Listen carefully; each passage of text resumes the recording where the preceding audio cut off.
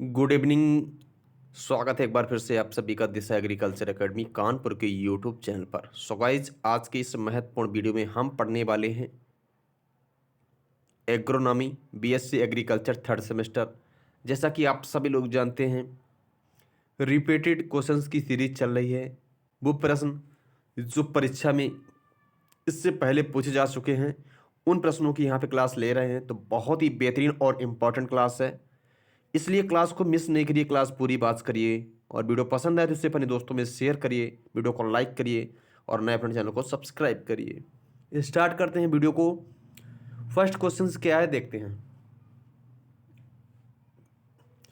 First question है हमारा अरहर का उखटा रोग, यानी ये बहुत ही इंपॉर्टेंट डिजीज है। अरहर का केजानस कजान का बहुत ही इंपॉर्टेंट डिजीज है, बेल्ट डिजीज, जिसको उखटा रोग के नाम से जानते हैं। सो गाइज, यह रोग fusarium udum, very very important question यहाँ पे है कि यह रोग फ्यूजेरियम ऊडम नामक कवक से फैलता है। जो बेल्ट डिजीज है अरहर में लगती है, फ्यूजेरियम ऊडम नामक कवक से लगता है। क्या है कि यह जब पौधों में पानी व खाद्य पदार्थ के संचार को रोक देता है, जब यह बीमारी लग जाती है, फ्यूजेरियम ऊडम नामक कवक के द्वारा उक्टा बीमारी लगती है। और जब यह बीमारी लग जाती है तो जो पौधे के अंदर पानी और जो खाद्य पदार्थ होते हैं उसके आवागमन या फिर उसके संचार को ये क्या करता है, ये रोक देता है। इससे होता क्या, जो प्रभावित पौधे की जो पत्तियां होंगी, जो लीव्स होंगी, वो क्या है कि पीली पड़कर सूख जाती हैं, पीली पड़कर सूखने लगती हैं और कभी कभी पूरा पौधा ही सूख जाता है। इसमें होता है क्या, जड़ें सड़ जाती हैं, जड़ें सड़ जाती हैं जो गहरे रंग की हो जाती हैं।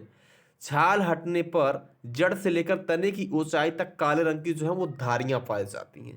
ये मोस्ट इंपॉर्टेंट डिजीज है, कई बार क्वेश्चन रिपीट हुआ है, इस बार भी रिपीट होगा। 2013 में ये क्वेश्चन आया था। बहुत ज़्यादा इंपॉर्टेंट क्वेश्चन, अच्छे से आप याद कर लेंगे, ठीक है ना। बात करें कि इस डिजीज का मैनेजमेंट कैसे करें, इस रोग की रोकथाम कैसे की जाए, तो जानते हैं बेसिक बातों को यहाँ पे अच्छे से।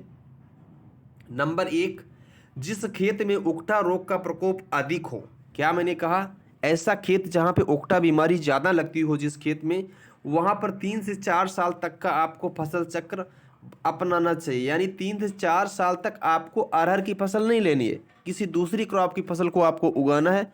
यानी जहां पर उकठा बीमारी ज़्यादा लगती है वहां पे आपको 3 से 4 वर्ष का एक लंबा क्रॉप रोटेशन फसल चक्र को अपनाना चाहिए।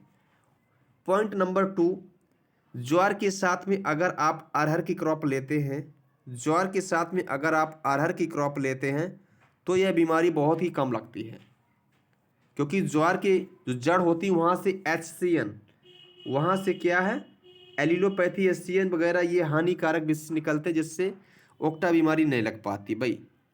पॉइंट नंबर 3 यहाँ पे क्या है, थीरम या फिर कार्बेंडाजिम।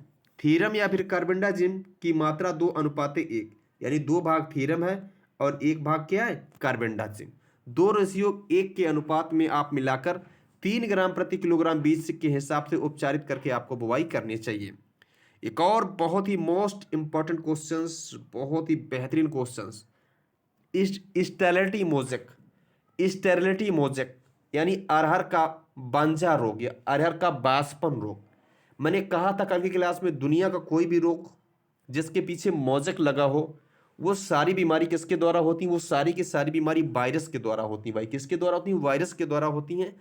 और उस वायरस को कोई ना कोई कीट फैलाता है, ये मैंने कल की क्लास में बताया था। तो मोजेक किसके द्वारा होता है, ये वायरस के द्वारा होने वाली बीमारी है। अगर ये बीमारी लग जाती है पौधे पर तो इसके लक्षण क्या होंगी, जो रोग से प्रभावित पौधा है उसकी पत्तियां क्या होंगी, पत्तियां साइज में छोटी हो जाएंगी, छोटी छोटी पत्तियां अधिक लगती हैं। जैसे पौधे में क्या है, छोटी छोटी पत्तियां ज़्यादा लगेंगी। फूल नहीं आते हैं, जब फूल नहीं आएंगे तो फल भी नहीं बनेंगे, जिससे दाना नहीं बन पाता है भाई। जब फूल नहीं आएगा तो दाना कहाँ से बन जाएगा। पत्तियां छोटी हल्के रंग की हो जाती हैं। और यह रोग किसके द्वारा फैलता है, मैंने कहा था कि वायरस के द्वारा जो भी बीमारी होंगी वो किसी ना किसी के द्वारा फैलाई जाती हैं। यहाँ पे तो कौन फैला रहा है, माइट फैला रहा है भाई। अब क्या करना, रोकथाम में हम अगर माइट का नियंत्रण कर लें, माइट को अगर हम मार दें तो हमारी फसल बच जाती है।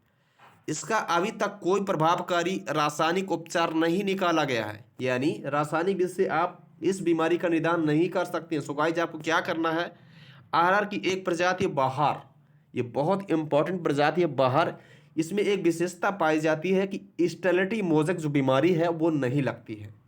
इस जात की आपको बुवाई करनी चाहिए और माइट की रोकथाम के लिए किसी कीटनाशी दवा का आपको प्रयोग करना चाहिए। मूव ऑन करते हैं क्वेश्चन नंबर नेक्स्ट की तरफ।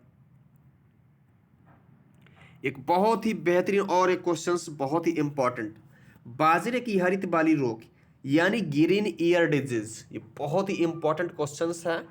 बात करें कि ग्रीन ईयर डिजीज जो है, सो गाइस स्कैलोरोस्पोरा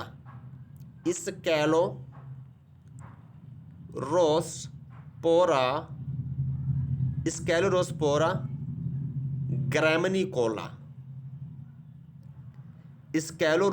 ग्रैमनिकोला नामक कवक के द्वारा यह बीमारी होती है। किसके द्वारा होती है? स्कैलोरोस्पोरा ग्रैमनिकोला नामक कवक के द्वारा यह बीमारी होती है। भाई किसके द्वारा? कवक के द्वारा होती है। इसमें क्या है कि बाजरे की बालियों के स्थान पर टेढ़ी मेढ़ी हड्डियां पत्तियां सी बन जाती हैं, जिससे पूर्ण बाली, जो पूरी बाली होगी वो झाड़ू के समान दिखाई देती है। पौधे बौने रह जाएंगे। उपचार हेतु आप जिस प्रकार से बाजरे की अर्गट बीमारी का निदान करते हैं, ठीक वैसे ही बीमारी का निदान किया जा सकता है। रोगग्रस्त पौधे को निकालकर जला देना चाहिए, सीड ट्रीटमेंट करना चाहिए, आपको बीज उपचार करना चाहिए, तब क्रॉप की बुवाई करें, फसल बीज की तब बुवाई करें, रोग रोधी किस्मों की बुवाई करें, आप रोग रोधी किस्मों की बुवाई करें। ठीक है ना? तो ये सारे रीजंस होते हैं। जिस भी प्लांट इन्फेक्टेड है बीमारी से, उस प्लांट को, रोगी प्लांट को खेत से निकाल देना चाहिए, उसे जला देना चाहिए बाहर निकाल करके। ये सारे उपाय आपको करने चाहिए। और आज की क्लास का गाइस लास्ट और अंतिम क्वेश्चन, बाजरे का अर्गट रोग, most important question of the class का एक और मोस्ट इंपॉर्टेंट क्वेश्चन आपके बीच में है। बाजरे का अर्गट रोग, यह बीमारी जो है क्लेबिसेप्स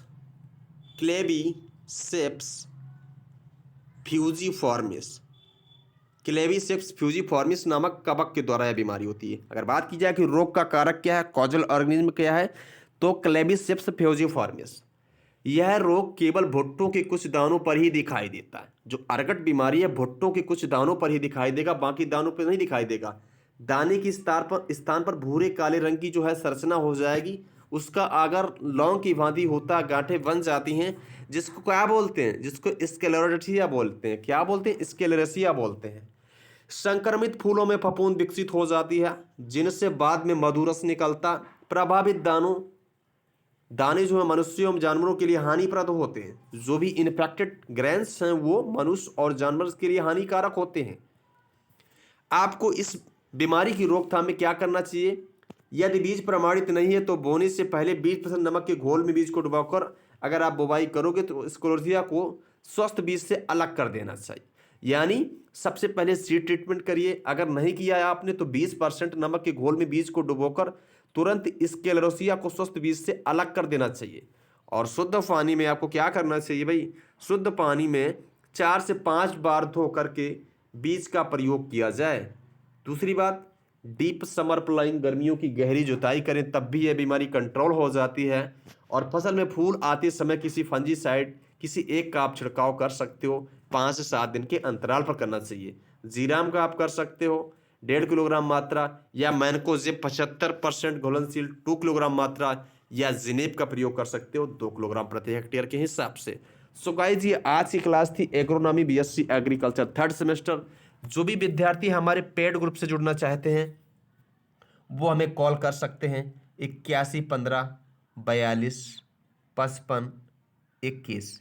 पेड ग्रुप पर बहुत ही बेहतरीन क्लासेस चल रही हैं। तो जिन विद्यार्थियों ने कोर्स को परचेज नहीं किया वो कोर्स को कर लें परचेज, बहुत ही बेहतरीन। तो इस नंबर पे आप मुझसे कांटेक्ट कर सकते हो। आज की वीडियो में यहीं तक, मिलते हैं नेक्स्ट वीडियो में किसी नवीन जानकारी के साथ में। नमस्कार, थैंक्स फॉर वॉचिंग।